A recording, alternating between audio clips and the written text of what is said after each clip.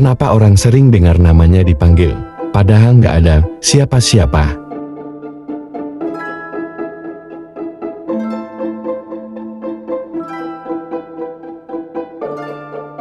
Pernah suatu malam, Dani, seorang mahasiswa tingkat akhir, sedang duduk sendirian di kamarnya, menatap layar laptop dengan mata lelah. Jam sudah menunjukkan pukul 1.34 dini hari sunyi. Hanya suara kipas angin tua yang berdecit dan tik-tok pelan dari jam dinding tua yang menggantung di sebelah rak buku. Tiba-tiba, Dani, suara itu pelan, tapi jelas, lembut, seperti suara ibunya. Refleks, Dani menoleh ke belakang, tapi kamarnya kosong, tak ada siapa-siapa. Dia membuka pintu, memeriksa lorong apartemen yang gelap, sepi. Dia kembali duduk, menahan napas. Baru saja dia mulai mengetik lagi, Dani. Suara itu terdengar lagi, kali ini seperti berasal dari balik lemari. Dani bangkit, menyalakan lampu lebih terang. Tidak ada apa-apa. Ia coba mengabaikan, tapi sejak malam itu, suara itu tak pernah benar-benar pergi. Apa sebenarnya yang terjadi? Apakah Dani mulai kehilangan akal? Atau ada hal lain yang sedang mencoba menghubunginya? Kejadian seperti ini ternyata bukan hal langka. Banyak orang termasuk kamu yang sedang nonton video ini pasti pernah mengalami hal serupa. Mendengar namamu dipanggil, tapi nggak ada orang. Lalu kamu merasa sedikit merinding, atau bahkan langsung tengok ke belakang, meskipun kamu tahu kamu sedang sendirian. Fenomena ini disebut oleh ilmuwan sebagai auditory name hallucination, atau halusinasi suara panggilan nama, dan ini jauh lebih umum dari yang kamu kira.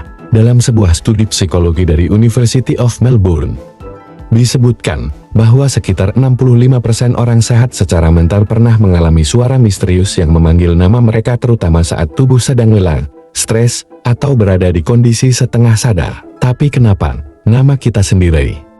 Jawabannya ternyata ada di dalam struktur otak kita. Nama sendiri adalah kata yang paling sensitif di telinga manusia. Bahkan bayi usia beberapa bulan pun bisa merespons nama mereka sebelum memahami kata lain. Otak kita memproses suara familiar ini dengan kecepatan tinggi, dan seringkali otak kita lebih cepat dari kenyataan.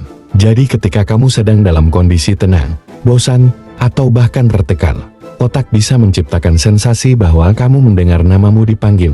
Tapi ada bagian yang lebih aneh.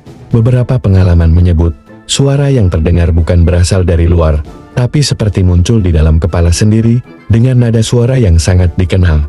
Ibu, ayah, saudara, atau bahkan mantan. Ini bukan gila, ini bukan kerasukan, tapi juga bukan hal yang sepenuhnya bisa dijelaskan. Karena, jika kamu bertanya pada budaya-budaya lama di Indonesia, suara yang memanggil namamu bisa jadi adalah panggilan gaib. Dari Jawa, Sunda, hingga Kalimantan banyak yang percaya bahwa ketika seseorang mendengar namanya dipanggil, tanpa ada yang memanggil, berarti ada makhluk halus yang sedang mencoba menguji perhatiannya. Jika kamu menyahut atau menanggapi suara itu, konon kamu memberi izin agar mereka masuk lebih dekat. Benar atau tidak, kamu yang tentukan. Yang jelas, para ilmuwan tetap menganggap ini bagian dari aktivitas otak yang terlalu siaga terhadap informasi yang familiar. Tapi kalau memang cuma halusinasi, kenapa suara itu kadang muncul berulang kali? Kenapa saat kamu sedang dalam situasi tertentu seperti habis bertengkar, kesepian, atau berada di tempat gelap, suara itu semakin sering terdengar? Dan kenapa terkadang kita bisa membedakan emosi dalam suara itu? Disedih, cemas, marah, atau bahkan menggoda. Bab ini hanyalah pembuka, karena di bab berikutnya kita akan membahas kisah nyata dari orang-orang yang pernah mengikuti suara itu dan berakhir dalam situasi yang tak bisa dijelaskan secara logis. Apa yang terjadi kalau kamu menjawab panggilan itu? Suatu dini hari di Bandung, seorang penjaga kos bernama Pak Wira sedang berkeliling koridor lantai 3. Gedung itu sunyi, kebanyakan mahasiswa penghuninya mudik. Tepat jam 2.15 ia mendengar sekilas Pak Wira. Suara perempuan muda jelas, lembut. Ia berhenti, menoleh, dan menjawab, "Iya, ada apa?" Sunyi, tidak ada orang di lorong sempit itu kecuali lampu neon berkedip. 3 detik kemudian ponsel Pak Wira bergetar. Pesan masuk dari kakak perempuannya di Tasikmalaya, "Kamu baik-baik saja? Aku mimpi kamu jatuh di tangga." Dan tepat saat ia membaca, lantai kayu di bawah kakinya patah. membuatnya terperosok sampai lutut. Ia selamat, hanya luka ringan. Tapi sejak hari itu ia bersumpah tidak akan lagi menyahut suara anonim di malam sunyi. Mitos versus sains. Refleks orientasi auditori. Ketika mendengar namanya, otak manusia secara otomatis menyiapkan respons vokal.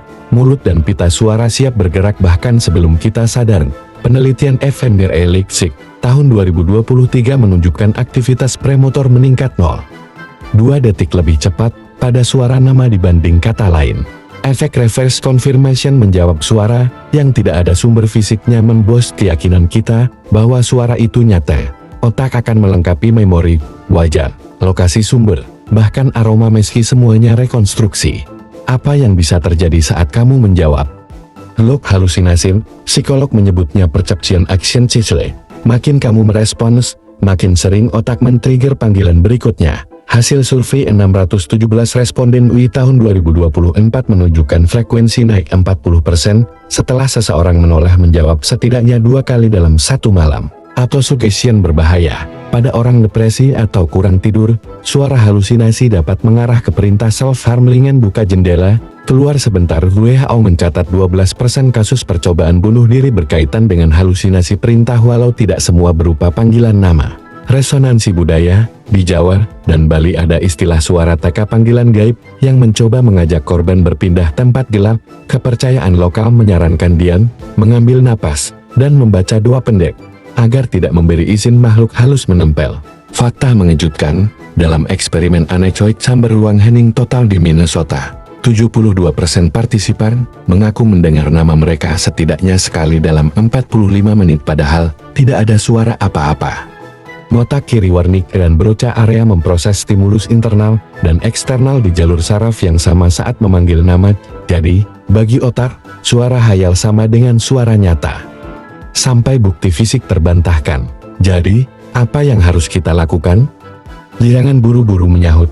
Hentikan refleks, tarik napas 4 detik, hembuskan 6 detik ini, menurunkan rangsangan saraf simpatis, alihkan fokus sensorik, nyalakan musik pelan, tepuk meja, atau sebut angka acak ini, memaksa korteks auditori mereset input. Tidur cukup dan hidrasi. 60% kejadian terjadi saat deprivasi tidur. Catat frekuensi. Bila makin sering, segera konsultasi psikolog, atau setidaknya curhat ke teman. Pertanyaan penutup untuk penonton. Pernahkah kamu menjawab panggilan kosong itu? Apa yang terjadi setelahnya? Ceritakan di kolom komentar. Karena di bab 3 kita bakal bedah fenomena shared auditory hallucination saat dua orang mendengar nama yang sama di tempat berbeda, pada waktu yang persis sama. Apakah itu terhubung? Atau hanya kebetulan? Share jika video ini bermanfaat. Kita ketemu lagi di video berikutnya bersama info sejagat. Jangan lupa subscribe agar tidak ketinggalan. Terima kasih.